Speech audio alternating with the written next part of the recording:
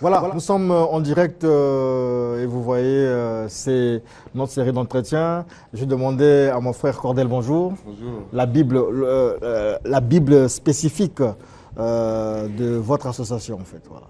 La Bible, Vous avez une Bible à vous en fait. mais c'est pas une Bible à nous. Voilà. Ah, c'est cette Bible-là que je cherchais. Ouais. Voilà. Vous l'appelez comment? C'est la Bible de Jésus-Christ. Voilà, c'est la Bible de Jésus que je cherchais. Elle est à peu près différente des Bibles que nous connaissons.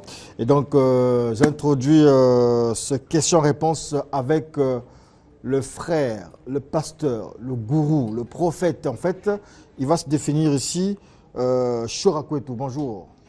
Bonjour, je tiens à préciser que je ne suis ni pasteur ni gourou, et malgré ce que les gens disent, voilà, donc simple chrétien. Ça n'a pas de sens. Si, parce que Vous êtes leader, nous sommes vous êtes disciples leader, du Seigneur. vous êtes leader d'un grand mouvement chrétien. Et si vous êtes leader, ça se dit dans d'autres jargons leader, mais chez vous, ça devrait se dire soit guide, prophète, apôtre ou quelque chose de ce genre. Non, pas du tout, parce que le Seigneur dans Matthieu 23 dit qu'il y a un seul guide, et c'est lui. Et nous sommes frères, voilà. Donc, et d'ailleurs, il y a vraiment une mauvaise compréhension même de tout ce qu'on appelle service, ministère, tout ça. Parce que pour beaucoup de chrétiens, quand on parle d'un groupe de frères et sœurs, de chrétiens, il faut à tout prix un pasteur. Voilà. Donc, je ne suis pas. J'ai fonctionné dans le passé comme pasteur. J'étais dans une fonction pastorale. Et je n'y suis plus. Et je suis disciple du Seigneur, tout simplement.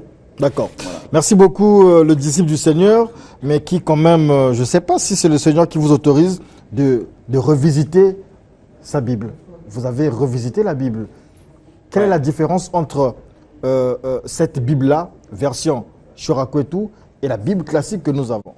Ben, disons qu'on a fait une révision. Aujourd'hui, on a fait la traduction de l'hébreu, du grec, de l'araméen en français. Parce que, d'abord, c'est l'ordre du Seigneur. En octobre 2013, j'étais en prière et je demandais au Seigneur ce qu'il attendait de moi. Et puis, il est venu me parler. Il m'a dit clairement il faut faire la révision de la Bible. Alors, quelques années auparavant, il m'a fait travailler l'hébreu et le grec. Et c'est là que j'ai compris que c'était pour ce but-là. Et donc, j'ai réuni un groupe de personnes.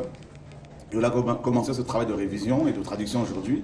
Et on s'est aperçu effectivement qu'il y a beaucoup de traductions qui ne sont pas correctes. D'ailleurs, les Hébreux le disent. Si vous allez à Jérusalem ou à Yerushalem,